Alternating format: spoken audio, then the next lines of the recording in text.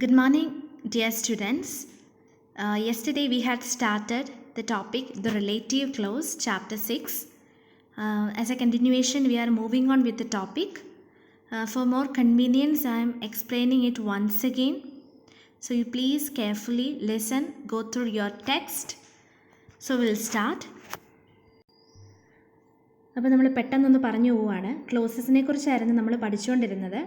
Different types of clauses ഉണ്ടെന്ന് പഠിച്ചു. Group of words ആണ്, forming part of a sentence, സബ്ജക്റ്റും പ്രെഡിക്കേറ്റും ഉണ്ടാകും. ഇതൊക്കെ നമ്മൾ പഠിച്ചതാണ്. നമ്മൾ നൗൺ ക്ലോസസ് എന്നുള്ളൊരു ചാപ്റ്റർ ഡീൽ ചെയ്തായിരുന്നു. അത് കഴിഞ്ഞ് നമ്മൾ അഡ്വേർബിയൽ ക്ലോസസ് പഠിച്ചു. The clauses that are acting as adverbs അത് പഠിച്ചു.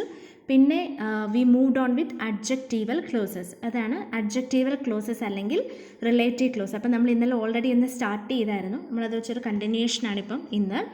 അപ്പം ജസ്റ്റ് ഒന്നുകൂടെ ഒന്ന് പറഞ്ഞു പോകുവാണ്. റിലേറ്റീവ് ക്ലോസ് എന്തെന്നായിരുന്നു പറഞ്ഞത്? Relative clauses are clauses starting with relative pronouns, who, that, which, where or when, അങ്ങനെയുള്ള റിലേറ്റീവ് പ്രോനൗൺസ് ഒക്കെ പഠിച്ചതാണ്. അതൊക്കെ വെച്ച് സ്റ്റാർട്ട് ചെയ്യുന്ന ക്ലോസസിനാണ് റിലേറ്റീവ് ക്ലോസസ് എന്ന് പറയുന്നത്.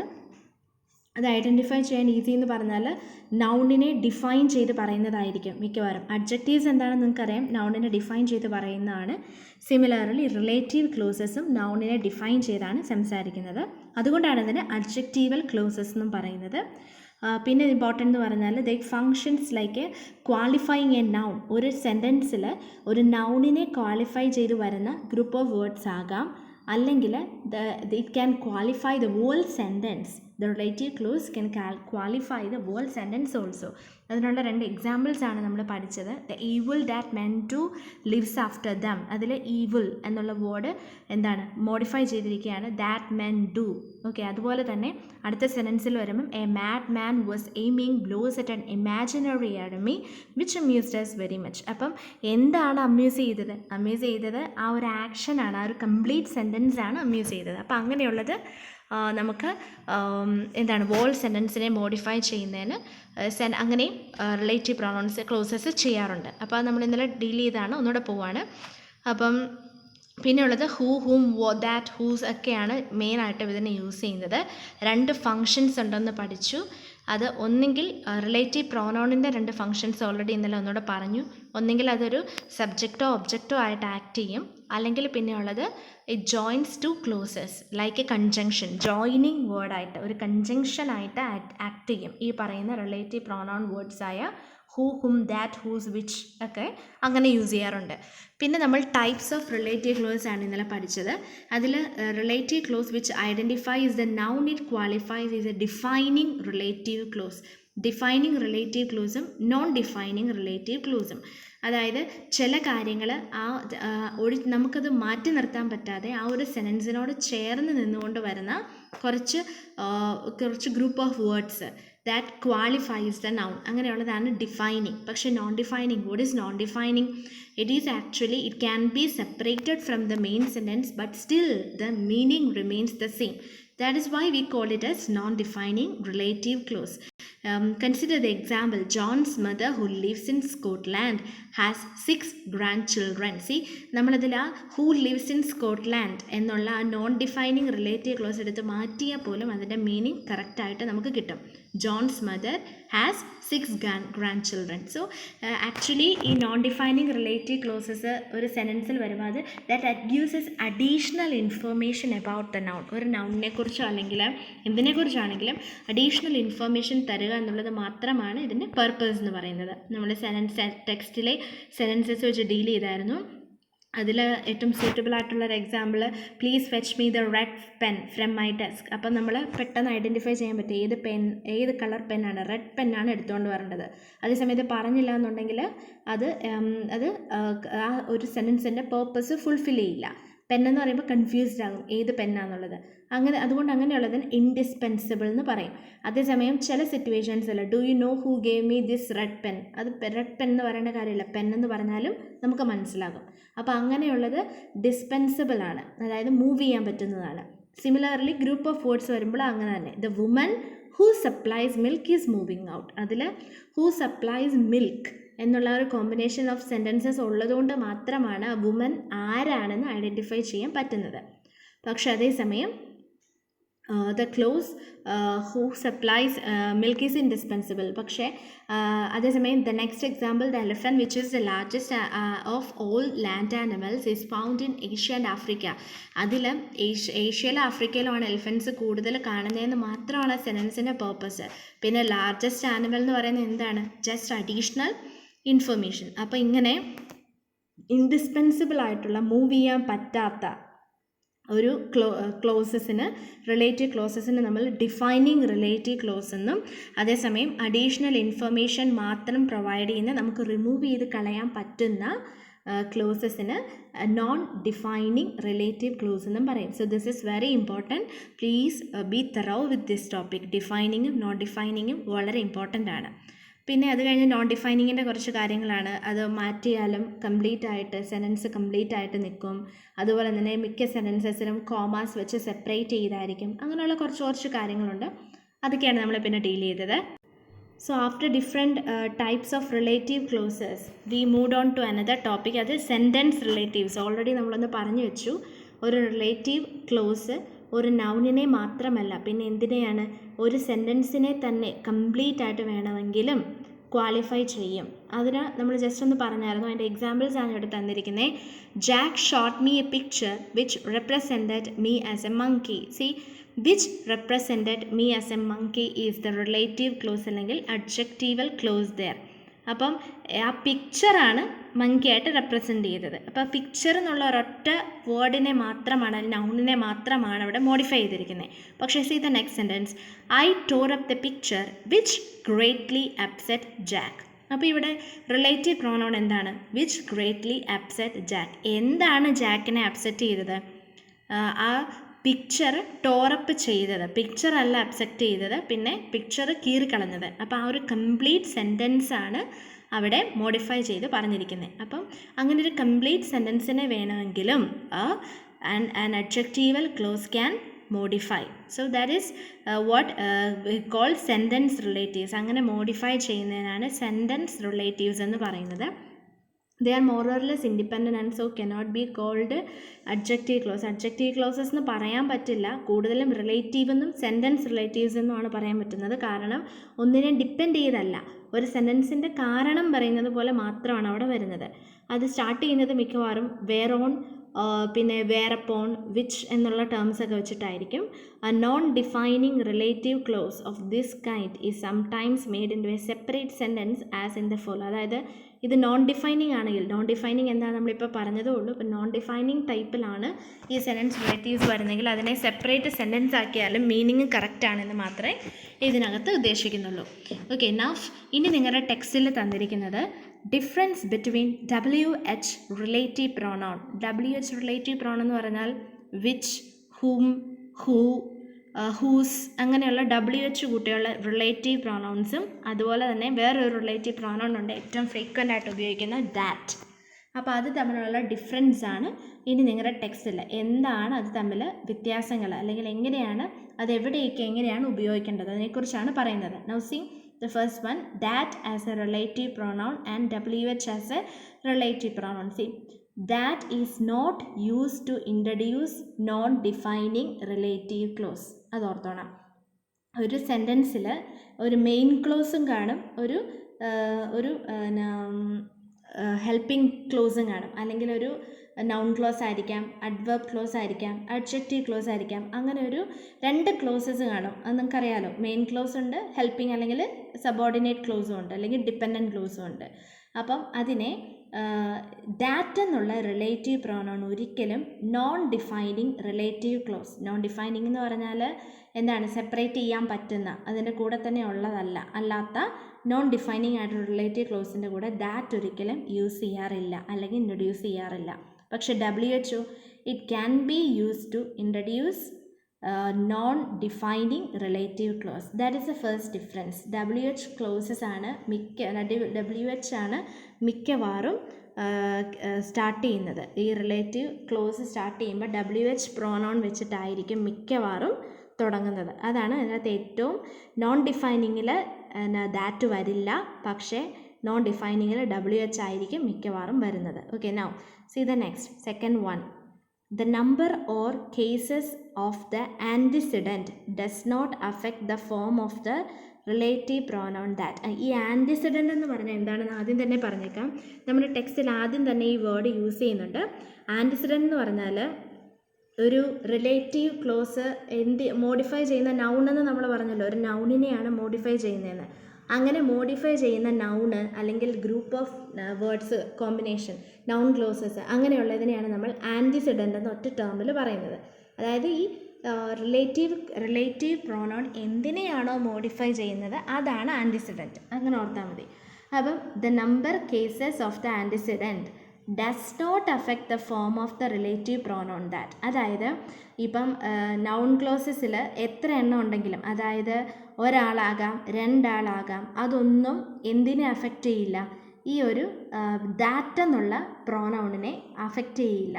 അതേസമയം WHO who becomes whom to show the object case. The man whom you called yesterday has arrived.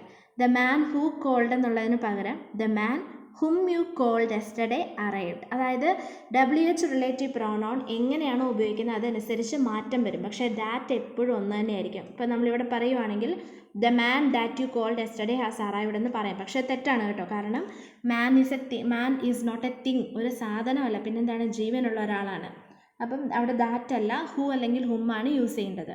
അപ്പം ദാറ്റ് അതൊരു ജസ്റ്റ് ഒരു എക്സാമ്പിളിന് വേണ്ടി പറഞ്ഞിരിക്കുന്നതാണ്. ദാറ്റ് എന്നുള്ള വേർഡിന് ഒരിക്കലും ചേഞ്ച് ഉണ്ടാവില്ല. അത് എത്ര നമ്പേഴ്സ് ആൻറ്റിസിഡൻ്റ് അല്ലെങ്കിൽ എത്ര നമ്പേഴ്സ് നൗൺസോ അല്ലെങ്കിൽ അതുപോലെ നൗൺ ക്ലോസസ് ഒക്കെ ഉണ്ടെങ്കിലും അതിനൊരു മാറ്റം ഉണ്ടാവില്ല. പക്ഷേ ഹൂവും ഹുമ്മും ഹൂസും ഒക്കെ ദാറ്റ് ക്യാൻ വേരി, ഏതാണ് ഏറ്റവും ചെയ്യുന്നത് എന്നനുസരിച്ച് വേരി ചെയ്യും. പക്ഷേ that always remains the same. That is the second point you have to remember. Now moving on to the third point. When we use that as a relative pronoun, the preposition can come only at the end. Prepositions നിങ്ങൾക്കറിയാലോ, നമ്മൾ പഠിച്ചതാണ്. Or ഒബ്ജക്റ്റിൻ്റെ position കാണിക്കാനായിട്ട് use ചെയ്യുന്ന വേർഡ്സിനാണ് പ്രിപ്പൊസിഷൻസ് എന്ന് പറയുന്നത്. നമ്മൾ deal ചെയ്തതാണ്. അപ്പം ദാറ്റാണ് റിലേറ്റീവ് പ്രോനൗൺ ആയിട്ട് ഉപയോഗിച്ചിരിക്കുന്നതെങ്കിൽ, ഒരു റിലേറ്റീവ് ക്ലോസിൻ്റെ അകത്ത് ദാറ്റാണ് റിലേറ്റീവ് പ്രോനൗൺ ആയിട്ട് യൂസ് ചെയ്തിരിക്കുന്നതെന്ന് വിചാരിക്കുക. അങ്ങനെയാണെങ്കിൽ പ്രിപ്പൊസിഷൻ അതിനകത്തുണ്ടെങ്കിൽ അത് എൻഡ് പോർഷനിലോട്ടേ വരുള്ളൂ. അതായത് ദാറ്റ് ഉപയോഗിച്ച് കഴിഞ്ഞിട്ടേ വരുള്ളൂ. See the example, this is the hill that I dreamed about last night. See, this is the hill that I dreamed about last night. About എന്നുള്ള പ്രിപ്പൊസിഷൻ ദാറ്റ് കഴിഞ്ഞാണ് വന്നിരിക്കുന്നത്. Now see the second case, WH ആണെങ്കിൽ എങ്ങനെ വരും? When the relative pronoun is the complement of a preposition, the preposition can come before the WH or after that. അതായത് that ആണ് use ചെയ്യുന്നതെങ്കിൽ that എന്നുള്ളതിൻ്റെ usage കഴിഞ്ഞിട്ടേ എന്ത് വരുള്ളൂ, ഈ ഒരു ഒരു preposition വരുള്ളൂ. പക്ഷേ if a relative pronoun is acting as a complement of preposition, അല്ലെങ്കിൽ WH കോമ്പൗണ്ട് ആണെന്ന് വിചാരിക്കുക. അങ്ങനെയാണെങ്കിൽ അതെങ്ങനെ വരാം? This is the hill about which I drummed last night. C, which എന്നുള്ള WH റിലേറ്റീവ് പ്രോണോണിന് തൊട്ട് മുമ്പാണ് പ്രിപ്പൊസിഷൻ എബൌട്ട് വന്നിരിക്കുന്നത്. അത് കറക്റ്റാണ്. അതേസമയം സെക്കൻഡ് നോക്കി, this is the hill which I dreamed about last night. ഇവിടെ വിച്ച് ആണ് ആദ്യം വന്നിരിക്കുന്നത്, അത് കഴിഞ്ഞാണ് എബൌട്ട് എന്നുള്ള പ്രിപ്പൊസിഷൻ വന്നിരിക്കുന്നത്. ഇത് രണ്ടാണെങ്കിലും ശരിയാണ്. പക്ഷേ ദാറ്റിൻ്റെ കേസിൽ എങ്ങനെയാണ്? ദാറ്റിൻ്റെ കേസിൽ the relative pronoun come only at the end. So that is another difference. അതാണ് ഇതിനെ ഐഡൻറ്റിഫൈ ചെയ്യാൻ പറ്റുന്ന മറ്റൊരു ഡിഫറൻസ്. ഇനി moving on, who is preferred to that if the antecedent is a personal noun. നമ്മൾ കുറച്ചു മുമ്പ് പറഞ്ഞതാണ്, ഒരു പേഴ്സൺ, ഒരാളെ, ജീവനുള്ള ഒരു മനുഷ്യനെയാണ് സൂചിപ്പിക്കുന്നതെങ്കിൽ ദാറ്റ് അല്ല ഉപയോഗിക്കേണ്ടത്. പിന്നെ എന്താണ്? ഹൂ അല്ലെങ്കിൽ ഹും ഒക്കെയാണ് യൂസ് ചെയ്യേണ്ടത്. C, the man who came here yesterday is better than the man that came here yesterday. നിങ്ങൾക്ക് അറിയാവുന്ന കാര്യമാണ്, നമ്മൾ കുഞ്ഞിലേ തൊട്ടേ പഠിക്കുന്നതാണ്. ഒരാളെയാണ് പറയുന്നതെങ്കിൽ അതിൽ ഹൂ അല്ലെങ്കിൽ ഹും യൂസ് ചെയ്യാനായിട്ട് പഠിക്കണം. The man who came here yesterday is better than the man that came here yesterday. പക്ഷേ അതേസമയം അടുത്ത് നോക്കി, the man that I met at yesterday is considered better than the man whom I meet yesterday. സെൻറ്റൻസിൻ്റെ ചെറിയ structure അതിനനുസരിച്ച് ചില സിറ്റുവേഷൻസിൽ the man that I met yesterday എന്ന് പറയുന്നതിലും മിസ്റ്റേക്സ് ഇല്ലെന്നാണ് അവർ പറഞ്ഞിരിക്കുന്നത്. ഇനി നെക്സ്റ്റ് പോയിന്റ് എന്ന് പറയുന്നത് ഫിഫ്ത്ത് ആണ്. When the antecedent consist of many words. ഒത്തിരി വേർഡ്സ് ഉണ്ടെന്ന് വിചാരിക്കുക. അതായത് നൗൺസിന് ഒത്തിരി കോമ്പിനേഷൻ ഓഫ് വേർഡ്സ് ഉണ്ടെന്ന് കരുതുക. WH is preferred in the relative RP എന്ന് എഴുതിയിരിക്കുന്ന റിലേറ്റീവ് പ്രോണൗൺസ് ആണ് കേട്ടോ. ദ WH റിലേറ്റീവ് പ്രോണൗൺസ് ആണ് കൂടുതലും നമ്മൾ പ്രിഫർ ചെയ്യുന്നത്. അതായത് ഒത്തിരി വേർഡ്സ് എന്ന് പറഞ്ഞ എക്സാമ്പിൾ നോക്കി. I have many friends there in the high ranges who really care for me. അവിടെ ദാറ്റ് എന്നുള്ളതിന് പകരം I have many friends. Many എന്നുള്ള ആ ഒരു വേർഡ് വന്നപ്പോൾ കൺസിസ്റ്റ് ഓഫ് മെനി വേർഡ്സ്, ആ രീതിയിൽ വരുന്ന words. I have many friends there in the high ranges who really care for me. അപ്പോൾ അങ്ങനെ വരുമ്പം ദാറ്റിന് പകരം കൂടുതൽ യൂസ് ചെയ്യാൻ പറ്റുന്നത് എന്താണ്? ഹൂ അല്ലെങ്കിൽ WH വേർഡ്സ് ആണ് അധികമായിട്ടും യൂസ് ചെയ്യുന്നത്. ഇനിയുള്ളതൊരു ലാസ്റ്റ് പോയിൻ്റ് ആണ്. അതിൽ പറഞ്ഞിരിക്കുന്നത് that is common after words like all, everything, anything, few. അങ്ങനെയുള്ള കുറച്ച് വേർഡ്സിൻ്റെ കൂടെ അല്ലെങ്കിൽ അങ്ങനെയുള്ള വേർഡ്സ് കഴിഞ്ഞിട്ട് കൂടുതലും പ്രിഫർ ചെയ്യുന്നത് ദാറ്റാണ്. അപ്പോൾ ഇത് നിങ്ങൾക്ക് തന്നിരിക്കുന്നത് ദാറ്റും വിച്ചും ഹൂ ഒക്കെ എവിടെ ഉപയോഗിക്കണമെന്ന് നിങ്ങൾക്കൊരു കൺഫ്യൂഷൻ ഉണ്ട്.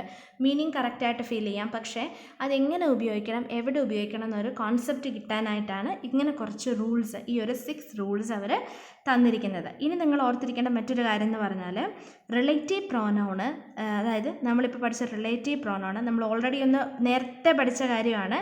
അത് ചില സിറ്റുവേഷൻസിൽ ഉപയോഗിക്കേണ്ട കാര്യമേ ഇല്ല. അത് നിങ്ങൾ റിലേറ്റീവ് പ്രോനൗൺസ് നമ്മൾ പഠിച്ച ചാപ്റ്ററിലെ നോട്ട് ഒന്ന് എടുത്ത് നോക്കിയാൽ മതി.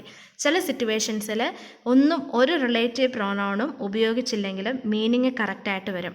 അപ്പോൾ അങ്ങനെ ചില സിറ്റുവേഷൻസിൽ ഇതിൻ്റെ ഒന്നും ആവശ്യമില്ല. അപ്പം വളരെ റെയറായിട്ട് അങ്ങനെ യൂസ് ചെയ്യാറുണ്ട്. അപ്പോൾ നിങ്ങൾ എപ്പോഴെങ്കിലും ആ ഒരു റിലേറ്റീവ് പ്രോനൗൺ നമ്മൾ പഠിച്ച ആ പോർഷനെ നോട്ട് എടുത്ത് നോക്കുമ്പോൾ you will get it more. Okay, so these are the 6 rules regarding the difference between that, the word that, relative pronoun that, and the relative pronoun starting with the WH. ഇങ്ങനെയൊക്കെയാണ് ഇത് use ചെയ്യേണ്ടത്. Now to the end, now to conclude, can you offer grammatical comment on the following sentences? ഇത് നിങ്ങൾക്ക് എക്സാമിന് ചോദിക്കുന്ന ഒരു pattern ആണ്, ഒരു സാമ്പിൾ പാറ്റേൺ ആണ് കരുതുക. ഇതിനകത്ത് ഗ്രാമാറ്റിക്കൽ കമൻറ്റ്സ് എഴുതാനാണ് പറഞ്ഞിരിക്കുന്നത്. See the first sentence, the boy who he speak to turned out to be John's nephew. അതിലെന്തോ ഒരു സ്പെല്ലിംഗ് മിസ്റ്റേക്ക് നമുക്ക് വായിക്കുമ്പോൾ തന്നെ ഫീൽ ചെയ്യും, സംതിങ് സംവെയർ റോങ്. അപ്പോൾ അത് sentence 1 is all right but it is informal. അത് ഫോർമൽ ആക്കുമ്പോൾ എങ്ങനെ പറയാൻ പറ്റും? The boy whom he spoke to turned out to be nephew. That is the correct formage. The boy whom he speak turned out to be John's nephew. Who he spoke to എന്നൊന്നും പറയേണ്ട കാര്യമില്ല. The boy whom he spoke turned out to be John's nephew. That is the correct usage. The boy whom he spoke turned out to be John's nephew. So that is the correct usage. അടുത്ത നോക്കിയേ, the committee who were responsible for the seminar met yesterday. C അവിടെ എന്താണെന്ന് നമുക്ക് കാണുമ്പോൾ തന്നെ മനസ്സിലാകും. The second sentence is also right. Collective nouns can be treated as personal when they have a plural concord. So അവിടെ there is no issue എന്നാണ് ഇവർ പറഞ്ഞു വെക്കുന്നത്. കാരണം എന്തുകൊണ്ടാണ്? കമ്മിറ്റി എന്ന് പറയുന്നത് ഒരാളല്ല, നിങ്ങൾക്കറിയാലോ. അപ്പോൾ അങ്ങനെ ചില വേർഡ്സ് ഉണ്ട്. അങ്ങനെ ഗ്രൂപ്പ് ഓഫ് അത് പാനൽ നമ്മൾ പറയുന്നില്ലേ, ജഡ്ജിങ് പാനൽ എന്ന് പറയുകയാണെങ്കിൽ അത് ഒരാളല്ല, അതിനകത്തൊരു ഗ്രൂപ്പ് ഓഫ് മെമ്പേഴ്സ് കാണും. അങ്ങനെയുള്ളത് യൂസ് ചെയ്യുമ്പം പേഴ്സണൽ രീതിയിൽ തന്നെ ഉപയോഗിക്കണം എന്നാണ് അവർ പറഞ്ഞിരിക്കുന്നത്. The committee who were responsible. അപ്പോൾ അത് നമ്മൾ വിചാരിക്കും ഒരാളല്ലല്ലോ, അപ്പം അത് ഹൂ എന്നല്ലല്ലോ യൂസ് ചെയ്യേണ്ടത് എന്ന് വിചാരിക്കും. പക്ഷെ അങ്ങനെയല്ല. അങ്ങനെ this is an example for collective noun. Panel ഉണ്ടങ്ങനെ. അതുപോലെ തന്നെ the staff who were responsible. അപ്പോൾ അങ്ങനെയൊക്കെ ഉള്ളത് collective nouns can be treated as personal when they have a plural concord. Plural ആയിട്ടുള്ള യൂസേജ് ഉള്ളപ്പം കളക്റ്റീവ് നൗണ് സിംഗിളായിട്ട് എടുത്താൽ മതി, അല്ലെങ്കിൽ പേഴ്സണലായിട്ട് എടുത്താൽ മതി. Now consider the third sentence, the child who needed special attention was transferred to the Q ward. The child who needed special attention was transferred to the Q ward. As per sentence 3, it is more usual in English to use which, since babies cannot be regarded as having a developed personality. See, അപ്പോൾ നമ്മൾ ഒരു baby അല്ലെങ്കിൽ ഒരു child അല്ലെങ്കിൽ ചെറിയ കുട്ടികളുടെ കാര്യത്തെക്കുറിച്ച് സംസാരിക്കുമ്പം വിച്ചാണ് അധികമായിട്ടും യൂസ് ചെയ്യുന്നത്. Child which needed. Okay, it is more usual in English to use which. So ഇവിടെ തേർഡ് വണ്ണിൽ അത് ചൈൽഡ് ഹൂ എന്ന് പറയുന്ന കാര്യമില്ല. Child is not a grown up man, personality ഉള്ള ഒരാളല്ല. അപ്പോൾ എന്ത് പറയണം? ദ ചൈൽഡ് വിച്ച് നീഡഡ് എന്ന് പറഞ്ഞാലും തെറ്റൊന്നുമില്ല. That is also right. Now the fourth one, The reason that he has left is not convincing. Well, what does sentence form mean? Is that he left a relative clause which qualifies reason, or a noun clause put in the opposition to the noun reason? The answer depends on whether you look at that as a conjunction or as a relative pronoun. ഇത് just അവർ confusing ആയിട്ട് തന്നിരിക്കുന്നതാണ്. നമ്മൾ ആദ്യം പറഞ്ഞ കാര്യമാണ്, ചിലയിടത്ത് conjunction ആയിട്ടും ചിലയിടത്ത് relative ആയിട്ടും. ഇവിടെ നോക്കി, the reason that he has left is not convincing. Okay, അപ്പം അതിനകത്ത് നമ്മൾ വായിക്കുന്ന രീതിയിലാണ്. The reason that he has left എന്ന് പറഞ്ഞാൽ എന്തായി? അതൊരു ഒരു റിലേറ്റീവ് പ്രോനോണായി. പക്ഷേ അതേസമയം the reason that he has left continuous ആയിട്ട് നമ്മൾ പോയാൽ അതൊരു ജോയിനിങ് വേർഡായി. അപ്പോൾ അത് നമ്മൾ എങ്ങനെയാണോ വായിക്കുന്ന ആളുടെ ആംഗിൾ അനുസരിച്ചിരിക്കും ഈ വേർഡിൻ്റെ. അത് ജസ്റ്റ് ഒരു കൺഫ്യൂസിംഗ് ആയിട്ട് അവർ തന്നതോടെ you don't need to much worry on that. അപ്പോൾ നിങ്ങൾ ഇതിനകത്ത് പഠിക്കേണ്ടത് ഡിഫൈനിങ് ഉണ്ട്, നോൺ ഡിഫൈനിങ് ഉണ്ട്, സെൻറ്റൻസ് റിലേറ്റീവ്സ് ഉണ്ടെന്ന് പഠിക്കുക. പിന്നെ എങ്ങനെ WHൻ്റെയും ദാറ്റിൻ്റെയും തമ്മിലുള്ള ഡിഫറൻസസ് പറഞ്ഞിരിക്കുക. This are the main things that you have to learn in this chapter. Okay, now moving on to the exercise portion. ഇത് നമ്മുടെ ഈ ചാപ്റ്ററിലെ എക്സസൈസ് പോർഷനാണ്. Rewrite as directed. Cape Comorin, which is the land's end of India, is an important tourist destination where people come from all over the world so that they may see what the place has to offer. Analyze എന്നാണ് പറഞ്ഞിരിക്കുന്നത്. Analyse എന്ന് പറഞ്ഞാൽ നമുക്കിത് എങ്ങനെ മാറ്റി എഴുതാൻ പറ്റും എന്നുള്ളതാണ് ജസ്റ്റ് അവർ ചോദിച്ചിരിക്കുന്നത്. അതിനൊത്ത കാര്യമുള്ളൂ, നിങ്ങൾ കണ്ടു കാണും. Which is the lands end of India എന്ന് പറയുന്നത് എന്താണ് ആക്ച്വലി? അതൊരു നോൺ ഡിഫൈനിങ് റിലേറ്റീവ് പ്രോനൗൺ ആണ്. അപ്പം ആ ഒരു ഡിസ്പെൻസിബിൾ റിലേറ്റീവ് ക്ലോസ് എന്നൊക്കെ നമ്മൾ പറയും, അതങ്ങ് എടുത്ത് മാറ്റിയാലും മതി. That is just an additional information. അതിൻ്റെ ഇല്ലെങ്കിലും കറക്റ്റായിട്ട് എഴുതാം. അപ്പോൾ ഇതിൻ്റെ ആൻസർ എന്താണ്? Cape Comorin is an important tourist destination where people come from all over the India and so. അതാണ് അതിൻ്റെ ഒരു correct answer. Now see, this is the place dash. Add a defining relative clause. അപ്പം നമുക്ക് ഒഴിച്ചുകൂടാൻ പറ്റാത്ത, divide ചെയ്യാൻ പറ്റാത്ത രീതിയിലൊരു ഡിഫൈനിങ് ആയിട്ടുള്ള റിലേറ്റീവ് ക്ലോസ് കൊടുക്കാനാണ് പറയേണ്ടത്. അപ്പോൾ എന്തൊക്കെ പറയാൻ പറ്റും? This is the place where I live എന്ന് പറയാം. അത് കറക്റ്റാണ്. This is the place which every one likes എന്ന് പറയാം. അതും കറക്റ്റാണ്. അപ്പോൾ നിങ്ങളുടെ ഇഷ്ടത്തിന് അത് ജോയിൻ ചെയ്യുക. Just look on to the grammar മാത്രം നോക്കിയാൽ മതി. ഒഴിവാക്കാൻ പറ്റാത്ത അത് ഒരു ഐഡൻറ്റിഫിക്കേഷൻ പോലെ പറയാൻ പറ്റുന്ന ക്ലോസസ് വേണം യൂസ് ചെയ്യാൻ.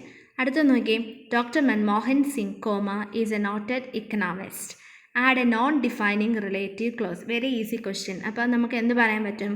Doctor Manmohan Singh, our former prime minister, is a noted economist എന്ന് പറയാം. അല്ലെങ്കിൽ എന്ത് പറയാൻ പറ്റും? Doctor Manmohan Singh one of finance minister ആയിരുന്നല്ലോ, അപ്പോൾ one of best finance ministers is a noted economist. അപ്പോൾ അതൊക്കെ ജസ്റ്റ് അഡീഷണൽ ഇൻഫർമേഷനാണ്. അപ്പോൾ അങ്ങനെ ഒമിറ്റ് ചെയ്യാൻ പറ്റുന്ന എന്തെങ്കിലും കാര്യങ്ങൾ ആഡ് ചെയ്യാം. പിന്നെ അടുത്തത്, Geeta spends her time helping the poor. അത് അണ്ടർലൈൻ ചെയ്തിട്ടുണ്ട്.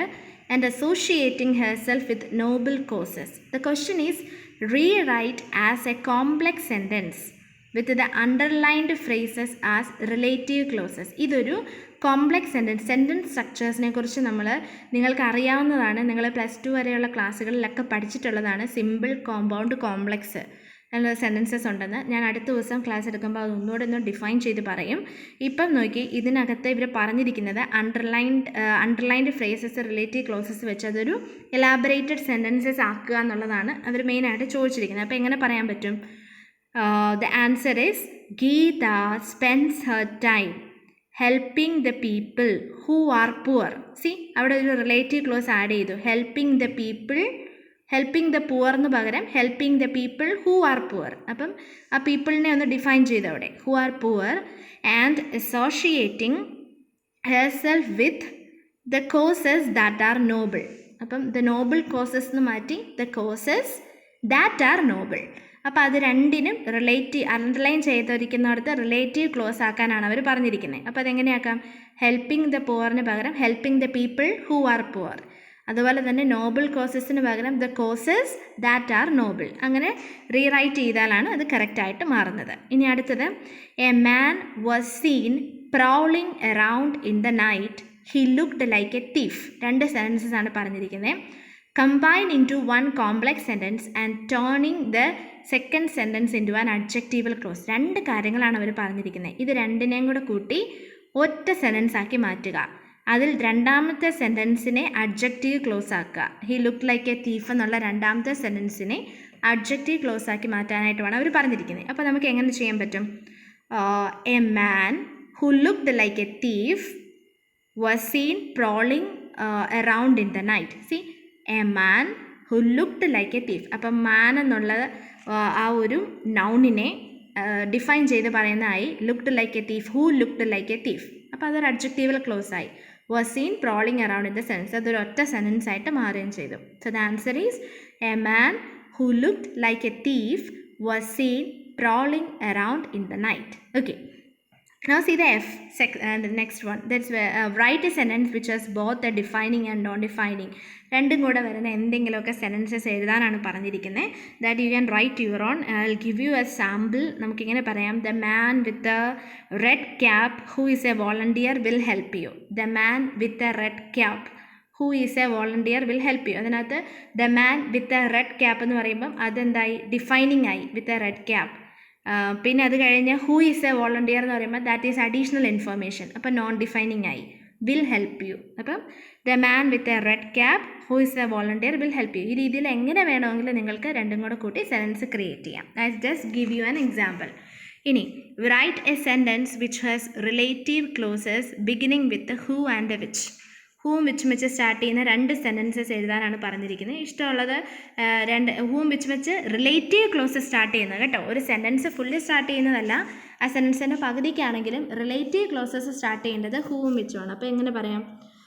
ഒന്ന് show me the girl who has copied the answer, അല്ലെങ്കിൽ show me the girl who score great marks in exam.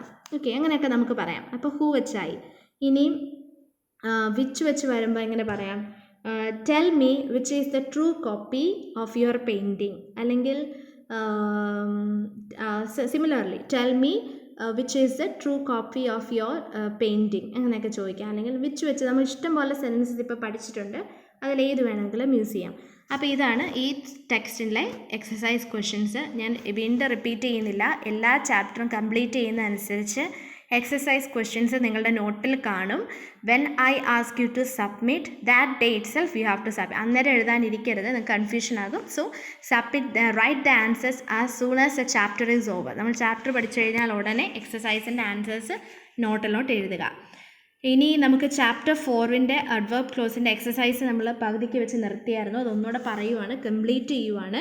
അതിനകത്ത് ഫസ്റ്റ് വൺ നമ്മൾ ഓൾറെഡി പറഞ്ഞു കഴിഞ്ഞു. The camel which is called the ship of the desert, അത് relative pronoun ആണ്. which is called the ship of the desert works on two very broad toes, so that actually എന്താണ്? Reason ആണ്. okay, now then when we met he asked me to see the problem as other people saw. that is adverb clause of time.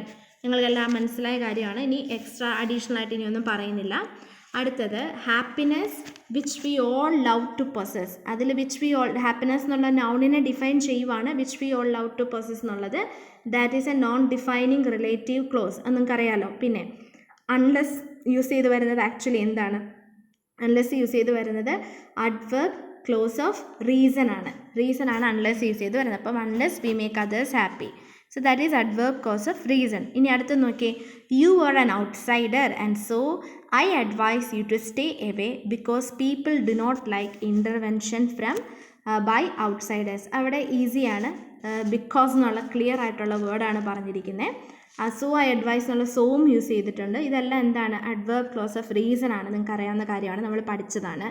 അടുത്തത് I do not know where he lives but his brother lives where this road divides. See, where this road divides, അവിടെ place ആണ് അല്ലേ? Adverb clause of place. So where this road divides. അപ്പോൾ അതാണ് exercise 1. Exercise 2 എന്ന് പറഞ്ഞാൽ നിങ്ങൾക്ക് ഇഷ്ടമുള്ള adverb close വെച്ചിട്ട് കംപ്ലീറ്റ് ചെയ്യാനാണ്. ഞാൻ എൻ്റേതായ രീതിയിൽ പറഞ്ഞുതരാം. Dash there is a way. അപ്പം അതിലൊരു നമ്മളൊരു ഇഡിയം തന്നെയുണ്ട്. Where there is a will there is a way. Okay, അപ്പം where there is a will എന്നുള്ളതാണ് അവിടുത്തെ എന്താണ്? Adverb close. ഓക്കെ, ഇനി അടുത്തത് dash you would pass the test. If you work hard you would pass the test. Very easy. If you study well you would pass the test. Okay, ഇനി അടുത്ത scene നോക്കി. dash she went out for a walk. When she finished her work, she went out for a walk. Now, see the next. She was so weak dash. She was so weak that she could not walk. അല്ലെങ്കിൽ she was so weak that she cried, or she was so weak that she stumbled down. അങ്ങനെ എന്ത് വേണമെങ്കിലും പറയാം. അപ്പോൾ ആ ഒരു relative അല്ലെങ്കിൽ adverb closes join ചെയ്ത് പറയാനുള്ളത് മാത്രമാണ് നിങ്ങൾ നോക്കുന്നത്. Okay, so we have completed chapter 4 as well as chapter 6. We have one more chapter that we will discuss in the next class. Thank you.